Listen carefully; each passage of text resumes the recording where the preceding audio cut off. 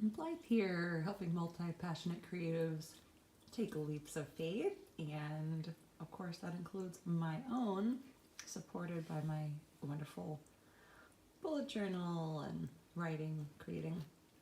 In this case, I've been participating in a way in One Book July, which is not just using one book, as we know. This is my main home base, but I do also use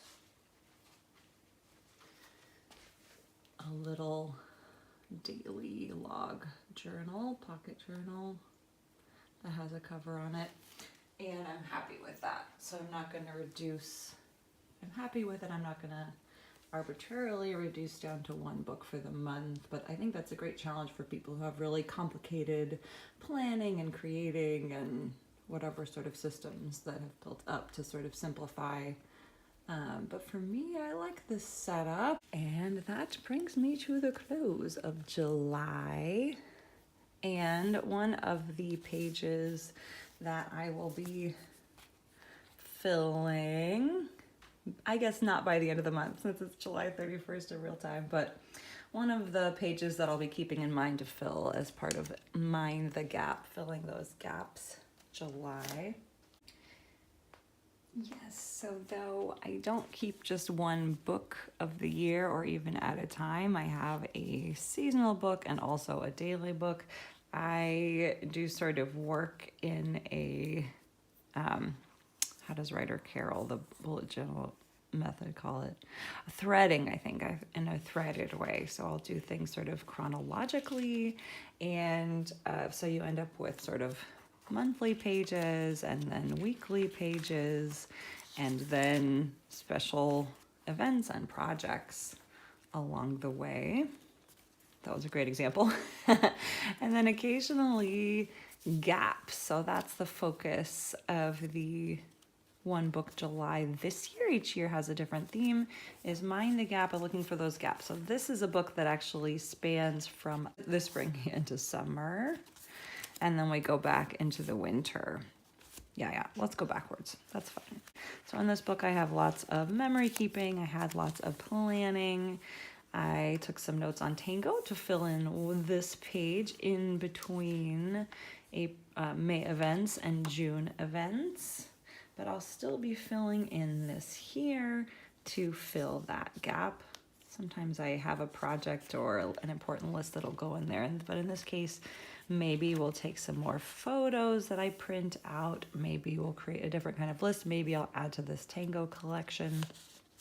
We'll see. And well, yeah, then we moved into all the June activity. And before I pick up with teaching some of my classes, which I then connected into the next journal that I was switching over to, I've got this page to fill. And I got one here. Oh, this I did fill. So this is an example of I had that 2-page spread available and ended up filling it with another trip, this getaway that we took to stay at this hotel in this lovely town in Bavaria. And yeah, there's some of the ephemera from that fun trip that we took is now living there. And likewise with this page, ended up being more of that trip and then into the next, which was off to Amsterdam. So yeah, when I have a getaway or a special event like that, that's a great way to fill in. Here's some Amsterdam fun. And then notes on Giselle from when I was in Kona. That created that gap.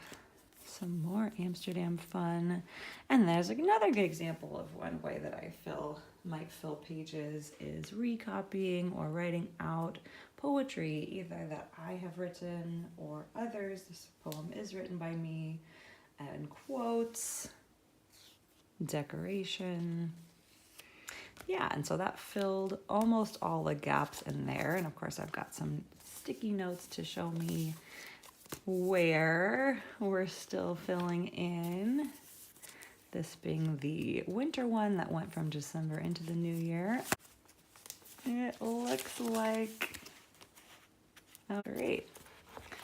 How about this guy too? Amazing. So yeah, that's all the gaps I have to fill, and One Book July help make me aware of, yeah, just using my supplies fully, using the pages fully. There's always more sort of things to reflect on and to think about, and yeah, ways to express myself and in my notebook. So how are you? Did you take on One Book July? Are you filling in the gaps? What sort of creative challenges are you taking part in this season? Is it a summer reading challenge, a drawing, writing for Camp NaNoWriMo, or what is up? I look forward to hearing about it, and I'll see you again soon.